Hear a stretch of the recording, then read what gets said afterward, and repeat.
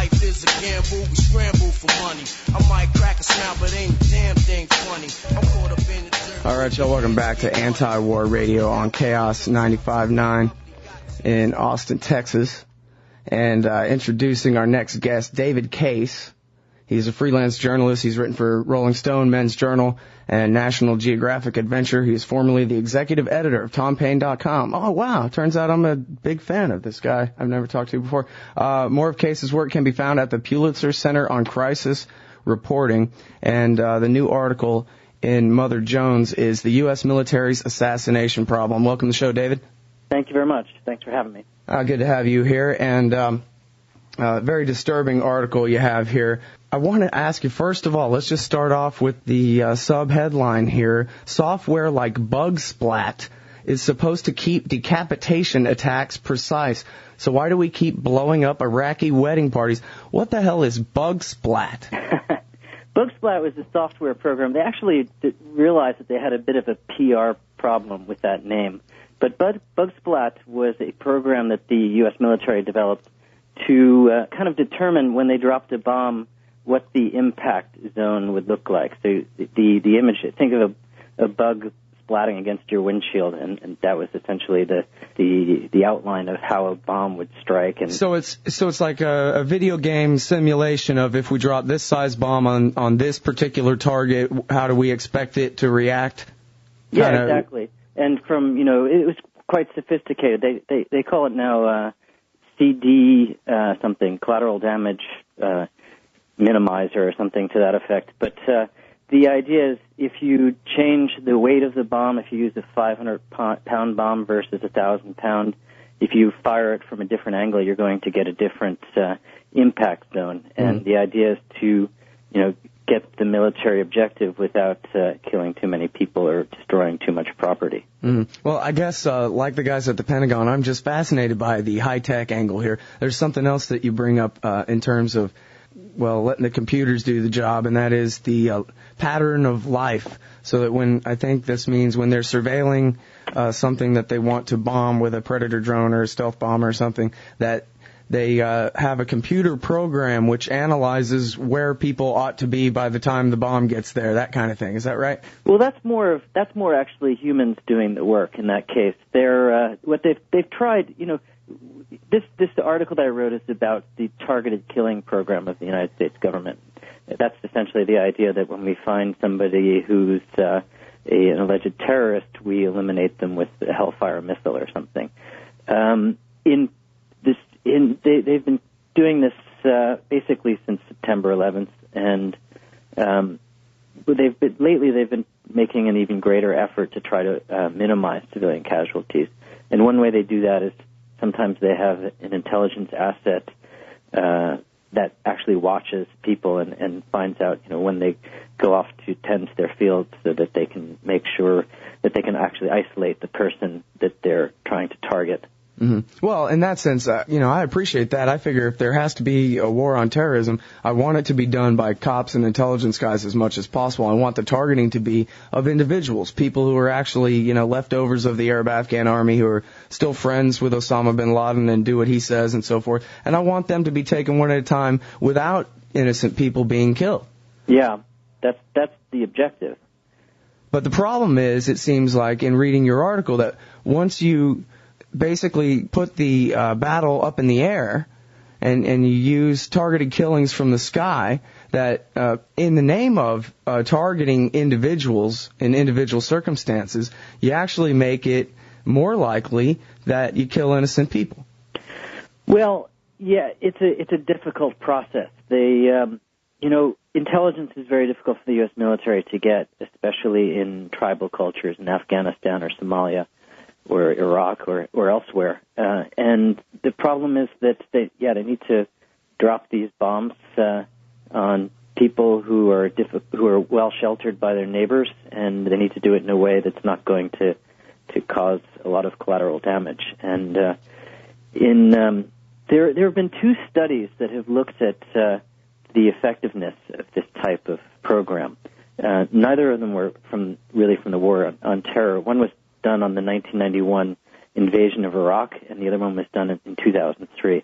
The first one was done by some neocons, essentially. And the second one was done by Human Rights Watch. And both of them found that despite very sophisticated targeting abilities with laser-guided missiles, the U.S. has a very bad record of getting the people that they wanted. In Iraq, they were trying to get Saddam and his henchmen, essentially, and they were something like 0 for 50 in 2003. Even though at one point we thought we got Chemical Ali, the guy who was responsible for the gassing the Kurds, but he turned out not to be there at the time. Well, and that's actually part of the narrative of your story is this guy, Mark, help me pronounce his last name. Mark Erlasko, yeah. Uh-huh. And how this guy went from working in the Pentagon doing the targeting to Human Rights Watch doing the analysis of the aftermath. Is that right? Yeah, actually, Mark is a very interesting guy. He kept his job at the Pentagon in 2003 because he thought he would be as good as or better than most of his colleagues in getting the targets right. He's quite a conscientious guy, and he knew the target set because he'd been looking at Iraq for a long time as a Pentagon analyst. So during the invasion of Iraq in 2003, he was working kind of day and night, helping the military choose targets and using the follow-up software to bug splat to try to minimize civilian casualties. And he thought when he was at the Pentagon that he was doing a pretty good job of it. But when the invasion was complete, he took a job immediately after, just days afterwards, with Human Rights Watch, and they flew him immediately over to Iraq to assess his handiwork. And he went from site to site and looked at what exactly happened. He went, for example, to the site where Chemical Ali, where they tried to kill him. And he found that they had killed, I believe it was 17 civilians. They knocked out 2 houses. And the people that he talked to at the site said that they had never seen Chemical Ali in the neighborhood. This was in Basra. Mm-hmm. Part of the problem was that back then, and it's still a practice as far as we know to this day, the U.S. military uses the signal that is released by satellite phones to try to target these people. And the signal isn't all that accurate. It's accurate to 100 meters. So that's about a city block. So if you use that signal, you might be, an entire city block off, which means that you get 17 civilians instead of Chemical Ali. Mm-hmm. And now, you said there was 0 for 50. The opening salvo of the war, the shock and awe campaign, was the attack on Doha Farms. And in fact, I think it was a PBS special where they interviewed the pilots. And this was back still in rah-rah days when only crazy people were critics. And so they had these in-depth interviews with the pilots talking about what a great job they'd done, despite the fact that all they had done was killed innocent people. Yeah. Well, that's a problem. I mean, in the case, in both Iraq wars, the intelligence was just bad.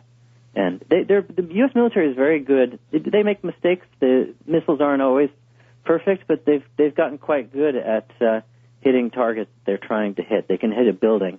They can hit a military establishment, but it's difficult to find people and hit them. Well, yeah, and there was an example just a couple of weeks ago where they targeted one of the so-called accused in the Africa embassy bombings in Somalia and killed 3 women and 3 children instead. Yeah, well, actually, you mentioned the Pulitzer Center earlier. Mm-hmm. They funded a trip for me to go to East Africa to write about the Somalia War. Really? Last year. Yeah, and while I was there, I tried to investigate a couple of bombings that occurred in the beginning when Ethiopia invaded Somalia in December 2006, January 2007. Mm-hmm. Unfortunately, I couldn't get into Somalia at the time because the situation was so bad and there was cholera right across the border and no one would take me there. But I did visit the refugee camps on the border, and when I was there, it was very interesting. In one of the camps, there are about 150,000 Somalis on the border of Kenya and Somalia. And in one of the camps that I went to, identifying myself as an American journalist, a lot of people brought up, your country bombed a wedding party in Somalia. in January 2007 and killed 73 people.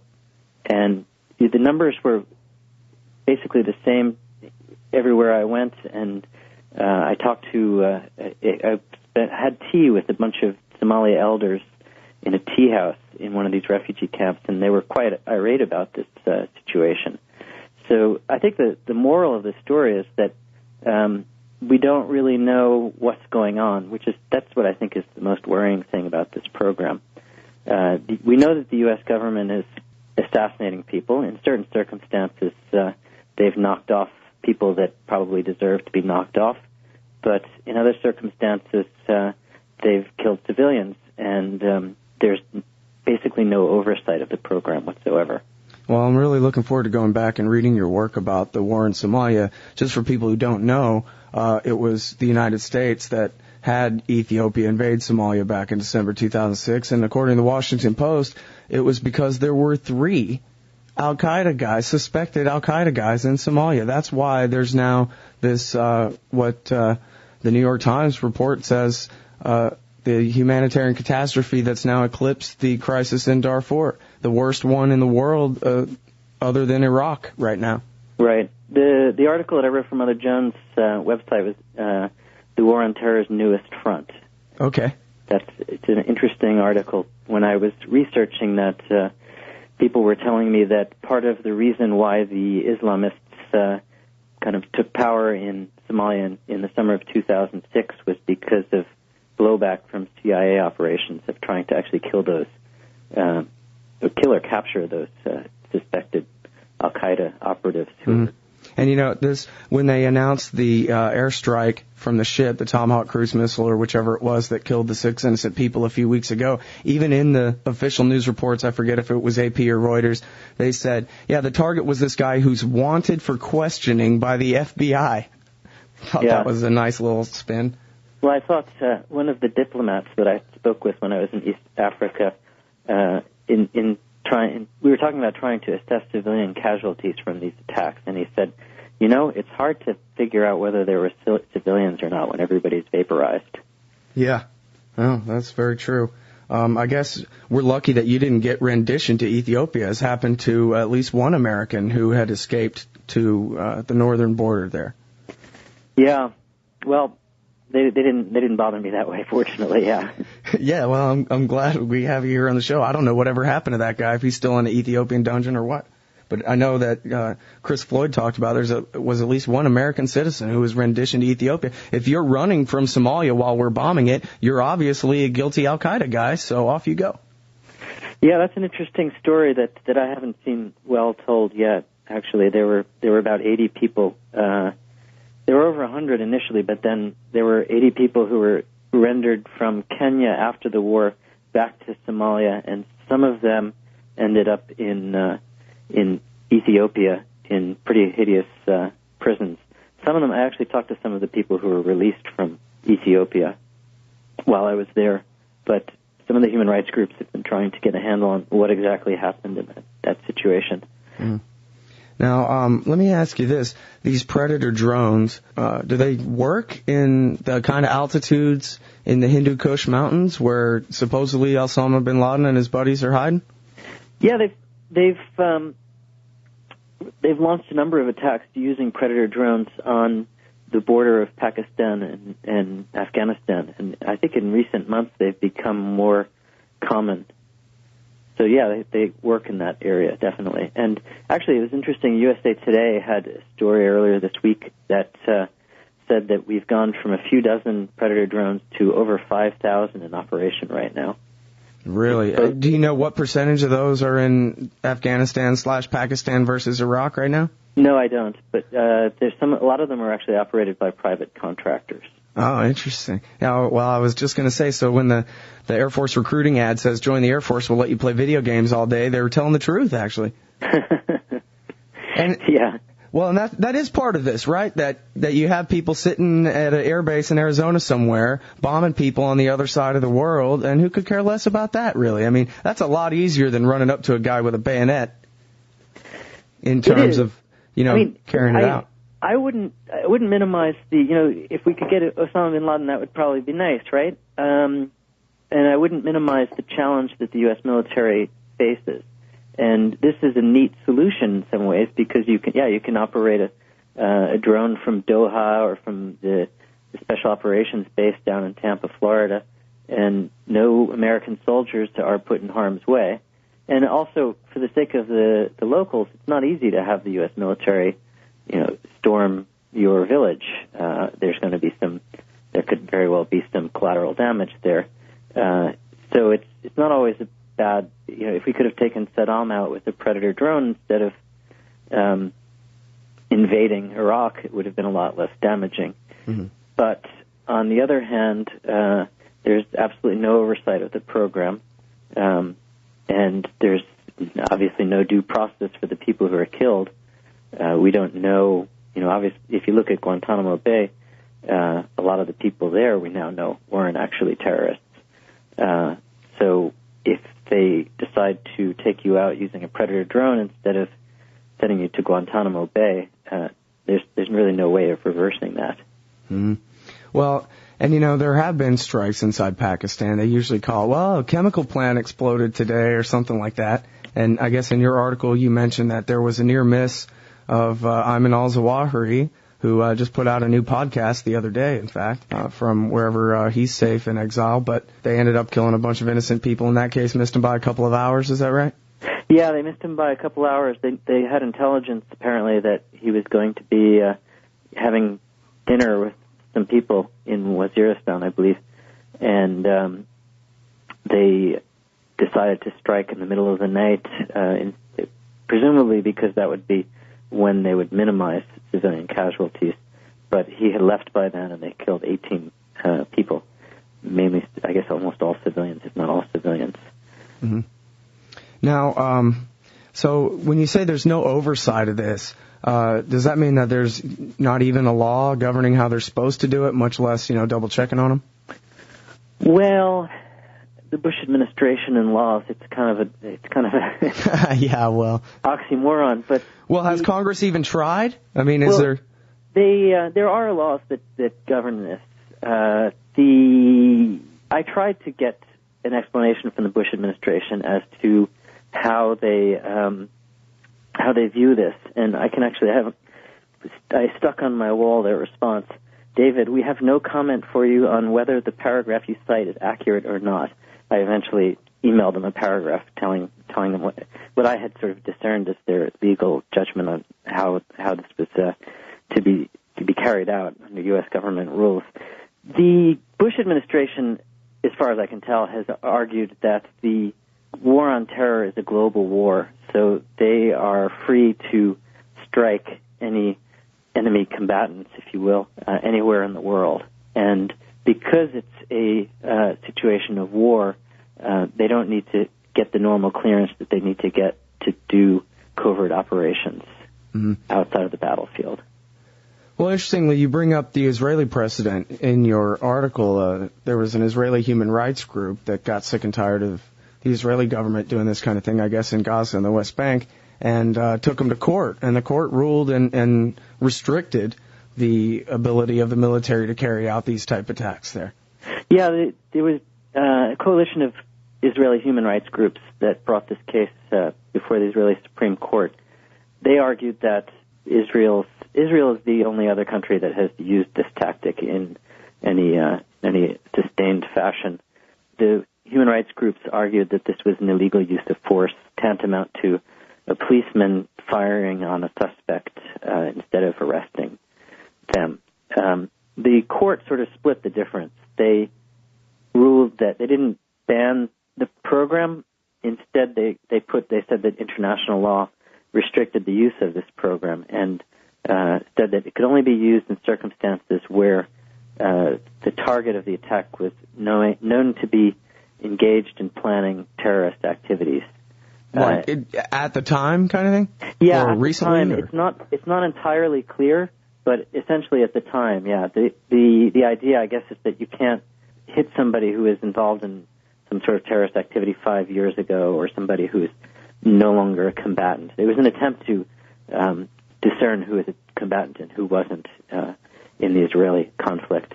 The other restrictions, they said that the Israeli government or security forces would have to rule out the possibility of arresting the person. And they said that after the attack, they would need to do an investigation to determine whether all of the laws, the international laws of war, were abided by. They needed to make sure that they minimized civilian casualties and so forth. Now, the only problem with this is that their lawyers say that there are huge loopholes in the law, and the Israeli government will probably just ignore it. So it was a victory in some ways. It was a small step in the right direction. Yeah, I guess they have the same chief executive type standard over there, right? Where they just add a signing statement. Is that how they do it? I don't know, but there are significant loopholes in this law, so they would have the sort of the wiggle room to get out of actually having to abide by it. All right, so tell me this: how much competition have you had in writing this article? Oh, there haven't. Well, you know what? I must say that it's something that I think journalists are interested in, but it's a very hard story to tell. As I mentioned, I really wanted to go to Somalia to investigate the airstrikes that occurred in early 2007. But not only are these places difficult to get to, but when you get there, the locals are often hostile because there's been an airstrike in the area, and there's not much evidence left after a Hellfire missile is fired. Pretty much you have a hole in the ground and maybe some fire remnants or something to that effect, but ash. So it's hard to actually report these stories. And if you call the Pentagon for information, they don't even admit that the program exists. So reporters need something to report, and if you get into a story like this, it ends up being very difficult to get any meat. Mm-hmm. Yeah, it's kind of a catch-22 with all these new military technologies, because the easier it makes the war, the easier it makes it to go to war. And what was it? What was the number you said? 5,000 of these things now, the Predator drones. That's what USA Today reported, over 5,000. I mean, how long before one of these things or 5 of them are just circling over Austin, Texas all day? Yeah, and the other problem is that, exactly, the military technology tends to, start maybe in the hands of the United States, but soon everybody has it, and then it's a dicey situation. I'm really surprised there hasn't been more discussion of this. Yeah, so, I guess the Doha Farms thing kind of encapsulates it all for me. They wouldn't have bombed Doha Farms, except for the fact that, we have all this great intelligence and we have all this great technology, so we're going to do this capitation strike. Otherwise, it wouldn't have been a target. And so by having this technology that makes everything so much more accurate and so much more high-tech, it expands the range of targets in a sense and gets even more innocent people killed than would have been otherwise. I mean, not that I'm recommending carpet bombing instead, but... Yeah. Well, the other problem is when you do strikes like this, there have been a number of strikes along the Pakistan-Afghanistan border, and that's an area where the public sentiment has never been really in the United States' favor, but it's turning more and more violently against us. And you have to wonder how the extent of the effect of these airstrikes. In 2006, there was a strike in late 2006 against a couple of suspected Taliban recruiters, clerics at a mosque. They killed 80 some odd people who were exercising in the yard of the mosque, in the madrasa's yard, actually, at dawn. So the locals said that they were mainly students who were exercising after their morning prayers. The intelligence sources that got in touch with the newspapers said that they were Taliban fighters preparing to go to Afghanistan. We'll never know the truth in part because the Pakistani government prevented journalists and human rights advocates from visiting the site. But you have to wonder to what extent having bombs rained down on you from time to time by predator drones is turning people against the United States. Oh, well, I can't imagine. Are you arguing there's such a thing as blowback? We all know that doesn't exist. Right. Of consequences. course not. Yeah. Okay. Well, there's a headline today on antiwar.com from The Guardian, where the new elected parliamentary leaders are saying Pakistan is no longer a U.S. killing field. Looks like Musharraf's fall from power there. I mean, I guess he's still nominally the president, but looks like this shift of fortunes in Pakistan is going to work against the current policy here, or at least sounds like it. Well, whatever happens, I think Pakistan is, and for a long time will be more of a concern than Iraq ever was. You know, that's a nuclear country, and we know that for certain, and with a large number of people who are truly opposed to the United States. So the policy of supporting Musharraf for all these years was flawed from the beginning and probably made the situation worse. Mm-hmm. Yeah, well, I mean, and that's really the question, is if Pakistan really is so dangerous, which people who know a lot about that region, like Eric Margolis and people like that, have told me that those nukes are in really safe hands actually over there. But obviously there's somewhat of a danger there. The question is, how do we handle it? Are we pushing Pakistan toward radicalism or away from it? Are we all these attempts to strike al-Qaeda targets, and some of them, I guess, must have been successful.